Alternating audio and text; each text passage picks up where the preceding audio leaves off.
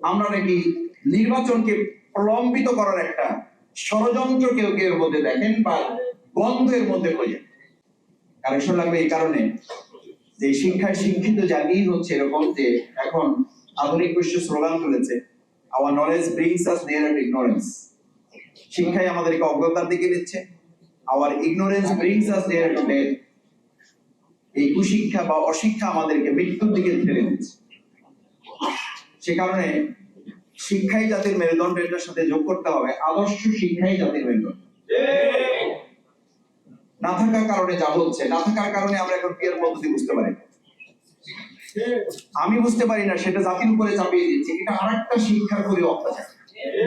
আরে ভাই, আমি বুঝতে পারি না, সেটা তো আমার সীমাবদ্ধ।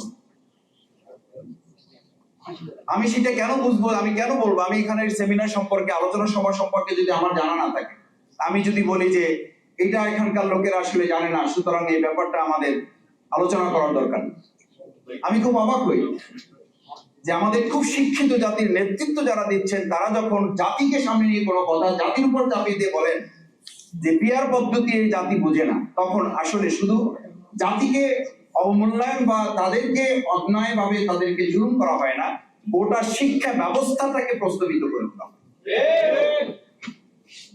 দ্বিতীয় কথা হচ্ছে, আমি এই প্রসঙ্গগুলো এই জন্য বলছি, দেখেন আমরা স্থানীয় সরকার নির্বাচনের কথা বলি, কেউ কেউ মনে করেন যে এই স্থানীয় সরকার নির্বাচন বলার মধ্য দিয়ে আমরা নাকি নির্বাচনকে প্রলম্বিত করার একটা ষড়যন্ত্র কেউ কেউ মধ্যে দেখেন বা বন্ধের মধ্যে খোঁজেন।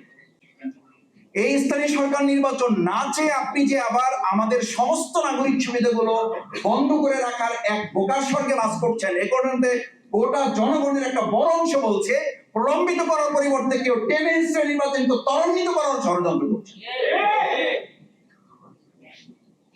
আপনি এখন, আমি প্রায় বলি, এই এখানে বাদ দেন, যদি এখানে মনে করেন এখানে মোটিভেটেড কিছু লোক আছে, এখানে ইন্টেনশনের কিছু লোক আছে, চলেন রাস্তায় বের হন, এটার জন্য কোনো বড় গবেষণার দরকার, এটার জন্য গণভোটও লাগবে।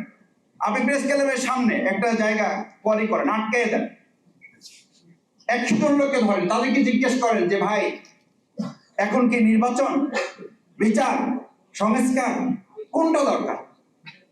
আপনি 100 জন লোকের মধ্যে থেকে যেইটা আপনার পছন্দ হয়, আপনি খুব সিম্পলি দল মতের ঊর্ধ্বে উঠে ওই 100 জন লোককে জিজ্ঞেস করেন, ওই 100 জন লোকের অন্তত 70 জন লোক যদি এটা না বলে যে আমাদের এখন দরকার নির্বাচনের যে বিচার এবং সংস্কারটা যদি না বলে, তাহলে আমাদের কথা আমরা শুধু প্রত্যাহার করবো না, যা শাস্তি দেবে এই জাতি আমরা তা মাথা পেতে। কারণ কি? এটার জন্য কারণ তো আছে ভাই, এটার জন্য তো কারণ আছে। সেই কারণগুলো হচ্ছে আমাদের শিক্ষিত জাতি, শিক্ষিত অঞ্চল, শিক্ষিত গোষ্ঠী, তারাই আমরা বক্তৃতা করছি, আমার কথা না শুনলে টিউনো থাকতে পারবেন না, আমার কথা না শুনলে ওসি থাকতে পারবেন না, এলাকা ছাড়তে হবে, আমার কথা না শুনলে আপনি ডিসিগিরি করতে পারবেন না, আমার কথা না শুনলে, আমার লোক না ছাড়লে থানা ভাঙচুর করে ফেলবে, আপনারা কিছু করতে পারবেন না, কিছু করা যাচ্ছে না। আমরা থানা রক্ষা করতে পারি না, সেই লোকরা হাজার হাজার কেন্দ্র আমরা রক্ষা করতে পারবো, এইটা শফিকুল ইসলাম মাসুদ আমাকে কেন বিশ্বাস করতে হবে? আমি আমার এলাকার কথা মাঝে মধ্যে বলি, এলাকার কথা তো একটা টোকেন এলাকায়, সেই এলাকায় তো এখন এই গতকালকেও তো আমাদের মিডিয়াতে আমি দেখলাম, আমি আমার খোঁজ নিয়েছি, আমার ভাইদেরকে বলেছি, তাকে একটা দল করার প্রস্তাব দেওয়া হয়েছে, সেই দলের প্রস্তাবে সে রাজি না হওয়ায় তার উপর হামলা করা হয়েছে, তাকে মারধর করা হয়েছে, শারীরিকভাবে নির্যাতন করে তাকে হসপিটালে ভর্তি করা হয়েছে। কেন সে ওই দল করবে না?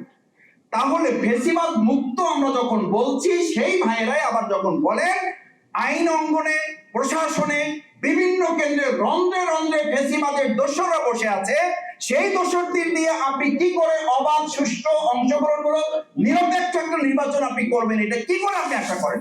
যেই শিক্ষা প্রতিষ্ঠানগুলোতে এখনো ফ্যাসিস্টদেরকে, দোসরদেরকে সরিয়ে কমিটিগুলো পুনর্গঠন করা সম্ভব হয় নাই, সেই শিক্ষকদেরকে বাদ দিয়ে আপনি কি করে একটা সুষ্ঠু নির্বাচন করবেন? এই শিক্ষকরাই তো প্রিসাইডিং অফিসার বাবু বিধিকে তারা দায়িত্ব পালন করবে।